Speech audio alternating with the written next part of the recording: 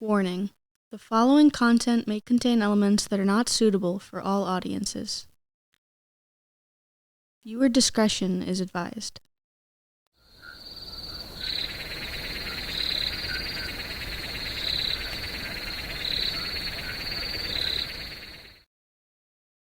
So, growing up, man, I had a big family. My biggest thing my entire life was just family. Yeah. I got uncles. My uncles were, even though I say, like my dad wasn't around much, but my uncles were like my dads. My grandfather was like my dad.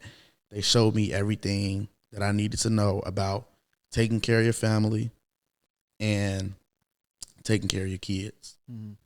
So growing up, that was my biggest thing, like family. At events, if my cousin had a show, because my cousin danced, my older cousin, he danced. Mm. If he had like a dance competition or something, everybody was there. We're loading up, everybody's there. My grandfather's a pastor. Every Sunday, we're loading up, everybody's going to church. Like different stuff like that, man. My family was like a real close-knit family growing up. So as I get older, obviously, I become more aware of what's going on around me. So, I become aware of like, my dad's not around much. And when I was 10 years old, my mom got pregnant again with my little brother. So now it's me, my mom, and my little brother. So now I'm like, man, I got to share my mom. I'm not used to this, And my mom ended up getting with my little brother's dad. God rest his soul. I thank God for him. One of the greatest people I've ever met, man. He had his trials and tribulations in his life, but he never treated me like I wasn't his son. He's got two older sons, an older daughter, and my little brother. Never treated me any different. One of the greatest men I've ever met in my life. Never treated me any different. As a teenage boy, coming into my own, finding myself, I'm like, I'm going to get a little bit rebellious. Yeah. I'm going to push against the grain a little bit, So now it's like, I want to say at this point, I'm probably 7th, 8th grade. I'm pushing against the grain a little bit. I'm like, you're not my dad. You can't tell me what to do. But at the same time, I've never really been a disrespectful person, because my mom and my grandparents raised me on respect. That was like, core. You're gonna be a respectful kid. It wasn't, and it was never like respect your elders. It was like, I respect you, even though you're a child. Yeah. I respect you, so you're gonna give me the same respect I give you. Just like the human element to it. Exactly. So as I got older, I got a little bit rebellious. And this is kind of stuff that you expect from a young boy who's not really growing up with his dad. Sure. Because I'm growing up and I'm seeing around me all of my cousins have their dads, because my uncles, my uncles are doing everything. So I'm seeing around me like, man, my little brother has his dad. My cousins have their dads, Where's mine?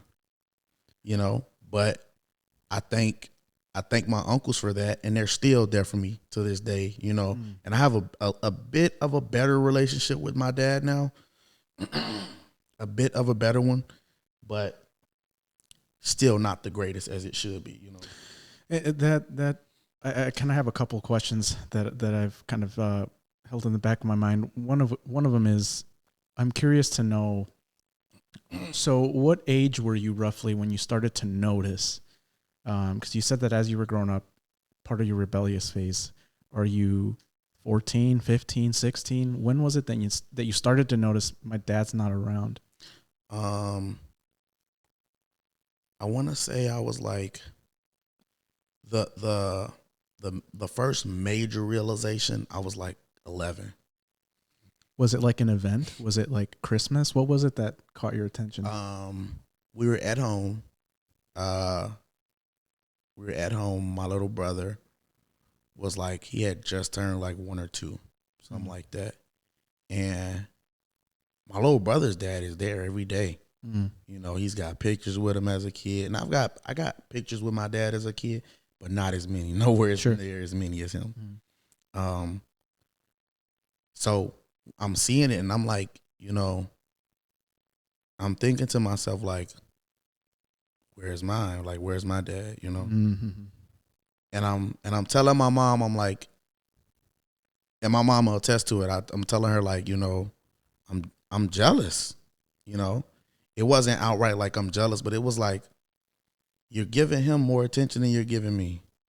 You know, and I remember the conversation she's explaining to me like, you know, he's a baby. He's Right. gonna get a little bit more attention. You know. Yep, I was a baby for the longest time, so I Exactly. feel So- the way my older siblings felt about me. Like, yeah. She's like, he's a baby. He's gonna get a little bit more attention. You know. Mm-hmm. That's not saying that you're not my baby, Mm-hmm. but he's a baby. Yeah. But and I thank God for my mom. You know, she's just been a rock my entire life. You know, there's a lot of moms who I won't say they're bitter, but they're not gonna be that person to be like, oh, you know, your dad's just going through a hard time. You know, he still loves you. Mm-hmm. My mom was always that person, like, you know, your dad loves you. Yeah. You know, she never talked down on him, never anything like that. Mm-hmm. You know, it took me to grow up and kind of understand a little bit more. But I was like 11 years old, and I'm kind of watching my little brother with my stepdad, and I'm like, I've never really had that. Mm-hmm. And I'm kind of, you know, because as you get older, you kind of notice a little bit, Mm-hmm. and you see it, and you kind of put the pieces together. And I'm like, why, you know, where's my dad? Mm-hmm. Why does he get his dad, you know? Yeah. Why doesn't my dad love me? Mm-hmm. And I started to ask those questions, like, why doesn't my dad love me? Yeah. And my mom would explain to me, your dad loves you. Yeah. Like, you know, it's not that he doesn't love you. He loves you. You know, you're just in different places. My dad was, like I say, he was all over the place. I got 10 siblings on my dad's side. Mm-hmm. New Orleans, Alabama, Georgia, like we're spread out. Yeah, you got us beat. There's 6 of us.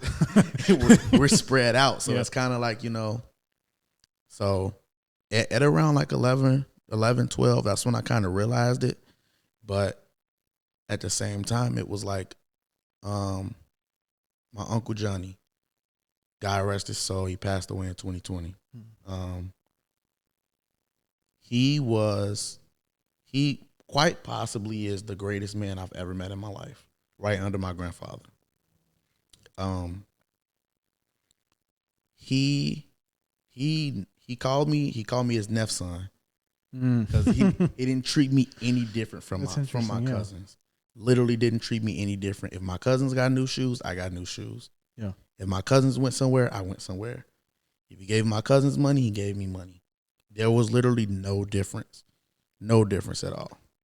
So you must have been aware, you know, that you were missing a father, and Absolutely. he probably got that feeling that he needed to step in, because people don't just, you know, now I have uncles and I have plenty of family members from both sides of my family, but we weren't close like that. So for somebody to go out of their way to make sure that you're taken care of, at least from a father perspective, not only does that take a lot, it also shows a lot, if that makes sense. And so the fact that he would take care of you like a son and acknowledge it that way, I'd love that, because I don't hear that too often.